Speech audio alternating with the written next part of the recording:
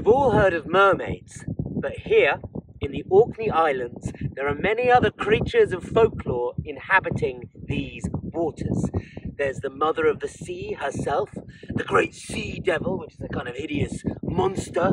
There are selkies, shape-shifting seal people that live in halls beneath the sea, and occasionally, every full moon, they'll come ashore, take off their skins and put on human form and dance and sing on the beaches. There are also sea trolls or sea trows that are great lumbering humanoid creatures but with a beast's mind, and they walk along the seabed stealing bait from fishermen. There are also the Finn folk.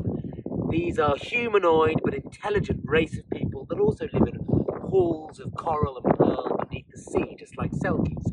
They're covered in scales and have fins and webbed hands and toes and gills and swim quickly through the waters. Very good at fishing. Now, Finn folk, or Finn men, they take for wives mermaids. And when they do that, the mermaids lose their tails and they get uglier and uglier. So for the first 7 years of marriage, they gradually lose their beauty until they're only as attractive as a human female. Then, over the next 7 years of marriage, they get uglier and uglier and uglier until they're a hideous crone. And in the last 7 years of marriage, they actually come ashore and act as sea hags or sea witches that people will go to for weather magic and things like that. The only way for a mermaid to escape this fate is to marry a human husband. Then they lose their tail but keep their beauty, which is why mermaids are always seen luring sailors into the water to marry them.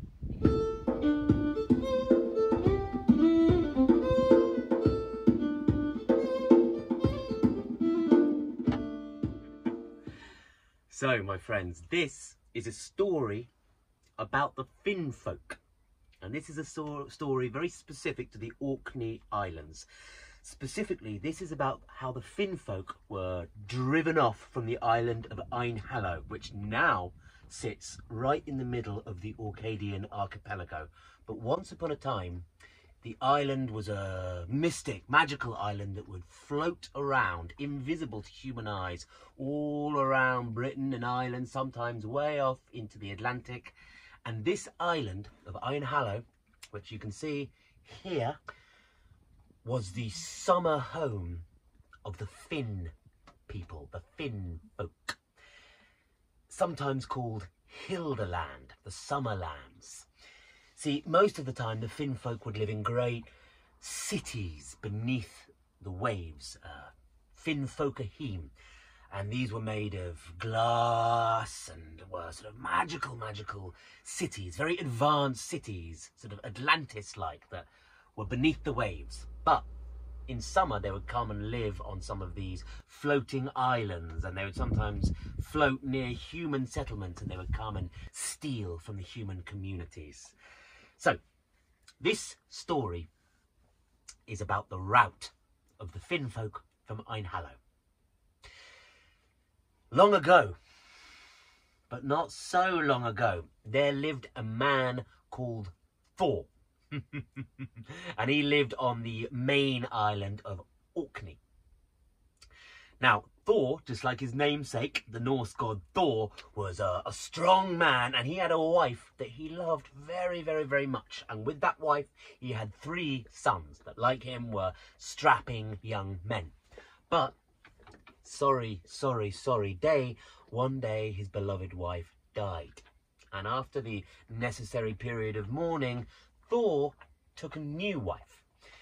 And this new wife was lovely. She was kind. So often in these stories, you know, the new mother is not so nice, but she was lovely. And she loved her 3 foster children very much.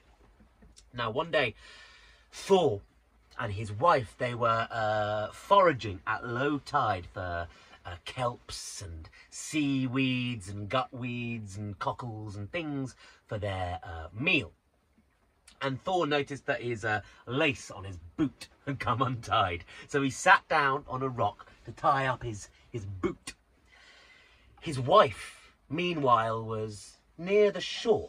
And suddenly Thor, behind his back, hears a scream. And he turns around and there are 2 dark, slimy figures struggling with his wife who's screaming, and he's running towards her, and they get her into a boat. It's the fin folk. As he gets nearer, he sees they're covered in scales and have fins and long, dark, straggly hair and slit-like eyes and fish-like faces. And they get his wife into this boat, and just as Thor is running through the water to rescue his wife, the boat sinks beneath the water and like an arrow across the bay, and it's gone through the glassy water. Thor, there and then, falls down in the salt water in that boundary between land and sea where oaths are made, and he swears an oath upon the old gods and the new god, the hanged god, that he will recover his wife, no matter what it takes. He makes that oath. Oaths are important things in Orcadian society, just like Celtic society, just like Norse society. The Orkneys, remember, are a mixture of all these cultures. Now, many months pass, and he asks everyone, you know, all the wise men and women of the village, of all over the island. He seeks advice from the old people that know the old ways. How can I find the land of the Finfolk? And they say, you can never find Finfolkaheen. It is far out to sea, far beneath the waves, and even if you swam there somehow, you could hold your breath, you would never find it. It's in another plane of existence altogether. And Thor becomes very dejected, but he doesn't give up hope. Now, one day, Thor is out in a boat. He's fishing in the bay in what is now Eynhallow Sound. Very flat bay, it's very calm, and the sun is shining this day, and he's just lying back and he's dozing. He's at that midway point between wakefulness and sleep, and he hears a voice. He fancies he hears a voice just coming up from below the waters. It's a woman's voice. He recognizes it. Is it his lost wife? Is it his first wife? Is it the mermaids? Is it something else altogether? But this voice, this female voice, says, you must go to the old fishwife of Spey.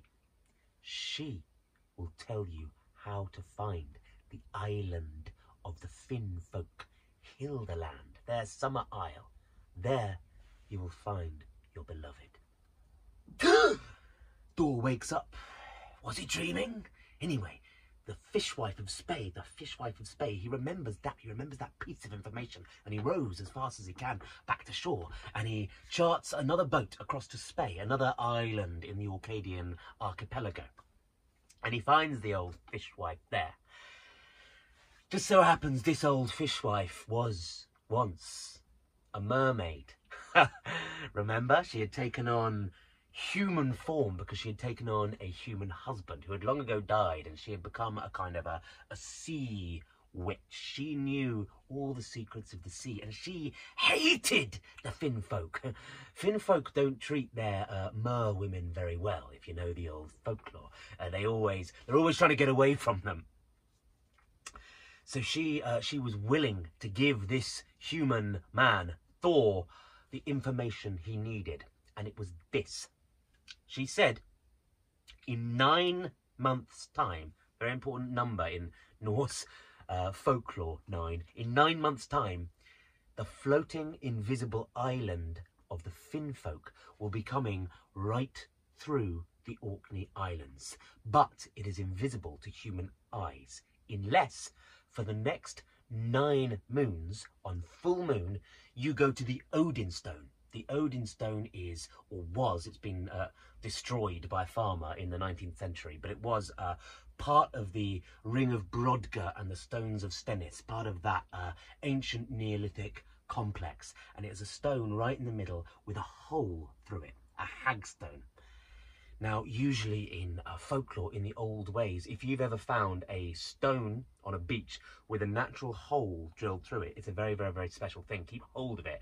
And traditionally, these were used to see the other world. One of its uses also to ward off evil, things like that.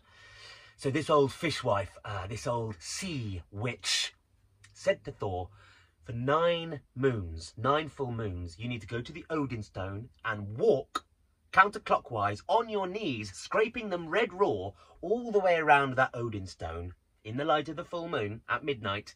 And then on the 9th circumambulation of that stone, you stick your head through the stone and will yourself 9 times over that you will see the invisible island of Eynhallow. You will see it. And he puts his head through and does that. For the next 9 months, he does exactly what the fishwife commanded. She also told him to do a very, very, very funny thing. She told him to sell everything you own and buy salt. Salt is very, very expensive, especially for an island community. He had to sell everything. Thor was a relatively wealthy man, but he could buy probably, I don't know, 3 sacks of salt with everything he had. And he did that. So, he's got a lot of salt. And for the next 9 months, he walks on his knees around the Odin stone. And after the 9th rotation, he sticks his head through the stone and wills himself to see Eynhallow 9 times. And on the 9th time, he goes back and sleeps in his bed, surrounded by salt. His 3 sons wondering what the hell is going on with their dad. And on that 9th day, he wakes up, looks through the window of his little hut, looking over Eynhallow Sound, and sees there's a bloody island where there wasn't one before. There's literally an island right there in the middle of the bay. Now, the fishwife had said, once you see the island, do not take your eyes off it. Do not even blink. Do not even blink. Don't close your eyes. Don't sneeze. Don't do anything. Just row towards that island with your bags of salt. And I forgot to mention, you need to make 9 crosses out of tangles, seaweed. Not a lot of wood on Orkney, so it has to be seaweed. You row there with your 3 sons. Now, Thor's sons loved him very much, so even though they thought he had lost the plot, they agreed to go with him. So they're rowing. Thor is at the prow of the boat, and he's got his eyes fixed open because he can't close his eyes, and he sees Eynhallow, and it's getting closer and closer, and he knows, because the old fishwife has told him, that the Finn folk are going to use their magic, their sorcery, to try and confuse and delude them. Sure enough, they're about halfway on the way to this island. They've got the sacks of salt on their backs, Thor's sons. They've got the crosses in the back, and they're rowing, strong lads, rowing like Norsemen, rowing towards this newly appeared island. The boys can't see it, so they're just thinking, Daddy, sure, we're just going further and further out to sea. The waves are getting choppy. There, just then, 3 whales burst out of the sea and circle around that boat. Now, whales, just one whale, if you catch it, that is food for a year. That's money. The sons, they're like, Dad, let's chase a whale. We've got the spears and the fish hooks. Let's get a whale. He says, no, it's an illusion. It's an illusion. Do not. One of the sons wants to row over there. He gives them a cuff round the ear. Come on, boys. We're going to go and get the island. So they're rowing along. The whales, sure enough, dip below the sea, and they're gone. Now, they're nearing the island itself, and Thor, the only one that can see the island, can see these kind of glittering halls like burial mounds and chambers. He can see cattle, he can see people, he can see smoke curling up, he can see a settlement there on the island. And then they're passing rocks, dangerous rocks that they're having to row around, and then there, swimming beside them, mermaids. The most beautiful creatures that those 3 boys had ever seen. And they're singing the most beautiful songs.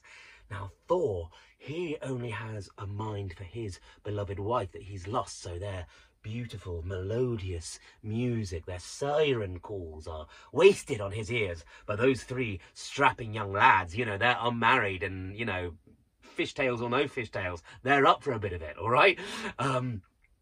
However, Thor was previously prepared for this situation. He had, Odysseus-style, stuffed the ears of his sons with wax just before the mermaid pool. And they're looking at the beautiful tits of these mermaids, and he gives them another thwack on the head. Come on, boys, row on. The last, you know, youngest lad is looking at this, you know, most beautiful mermaid as it's going,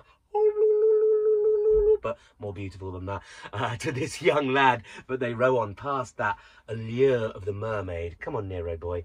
He's going to knock over my tripod, isn't he, this dog? Finally, they reach the shores of the sacred, cursed, magical island of Eynhallow. And there, out of the quicksand and seaweed, rises this huge monster with a great gaping jaw and rows upon rows upon rows upon rows of needle-like teeth with salt, brackish water pouring out of it and huge, dull eyes. Ah, it's going to swallow them. Those three lads shrink away in terror. But Thor, he says, row on, it is just an illusion of the Finnfolk. And he says, pass me a handful of salt. And they are rowing the prow of that ship right into the mouth of this thing that is just about to swallow them whole. Oh, its jaw is going over, and Thor throws a handful of salt right into the mouth of this monster, and it disappears in a puff of smoke and fire. And there is a very, very angry Finn man holding a glowing, humming sword on the beach, and he says in a strange tongue, "Get away off our island, or you will surely die." And Thor, because he's prepared his sons for this moment, boys, get ready. And they get their crosses and brandish them, and that Finn man goes, ah! And they throw one of the crosses, and it goes, dunk, dunk, dunk, dunk, dunk, and sticks right on that Finn man's face, because it's made of a kind of sticky seaweed. And he goes, ah, get it off me, and runs. And there are other Finn folk too, and they have spears of strange, shiny metal and swords and all sorts of armaments, and they are surrounding them and wanting to fight, but they are wary of these crosses because the Finnfolk are still pagan, witchy creatures, and the Orcadians have recently converted to Christianity, so they have the power of the cross. Very ancient symbol, the cross, you know, not just a Christian symbol, an ancient symbol of warding off evil. So these Finnfolk, they don't know what to do with these crosses. They got salt and they've got crosses. Who told them this? It must have been one of the mer people, one of the Finn women that have left our society and gone to live with the humans. The traitor! Anyway, these Finnfolk are running all over the place. They've got cattle too, just like the humans, strange kind of fishy cattle, and they're, you know, mooing and running and gulping all over the island. It's chaos. You know, they don't know what to do with these crosses, and these strange humans have actually set foot on their island for the first time ever. Now, with these crosses, they drive away all the Finnfolk. There's commotion, and they go with their cattle and everything beneath the waves, and were never seen on the island of Eynhallow again. And then Thor and his 3 sons, on the advice of the fishwife, they get the sacks of salt, and they make 9 rings of salt all the way around that island, and they stick the crosses all the way around it so those Finnfolk cannot return. It also has the magical effect of fixing Eynhallow in place and making it visible to humans and rendering it holy for the first time in its history. That's why Eynhallow is now there, right in the middle of the Orcadian archipelago, but it's totally uninhabited. It's still said to be a spooky place because those sons, one of them had a little hole in his bag of salt and couldn't quite finish the 7 rings. So if you try and plant crops on Eynhallow, it bleeds. If you try and stake a cattle or a horse on Eynhallow, the iron will disappear in the night, maybe taken by the Finnfolk, and that horse or cow will just run amok across the island. For that reason, it's never been farmed, never been settled. They tried to build a church there once, but it was even taken down brick by brick by brick by brick. But the Finnfolk were finally routed from that island, and Thor was reunited with his lovely, lovely, slightly shell-shocked wife. So, my friends, that is the story of the Finnfolk, a class of being that you only really find on the Orcadian Islands, that bizarre mixture of Celtic and Nordic and all sorts of Pictish, all sorts of folklore mixing together there. from the descriptions of these Finn folk, they almost, if you were sort of like sort of into Graham Hancock and ancient civilizations, they almost sound like a sort of technologically advanced ancient race to me. You know, they're boats that move beneath the water. They're cities made of sort of glass bubbles. You know, it's almost sort of ancient astronaut theory stuff there. But anyway, that is a little piece of Orcadian folklore for you from inside the Folk Bus. And if you like content on folklore and mythology, then do please give this a like and a subscribe. I've also got a Patreon channel, details in the what's it down there. Thank you very much, my friends. See you again soon.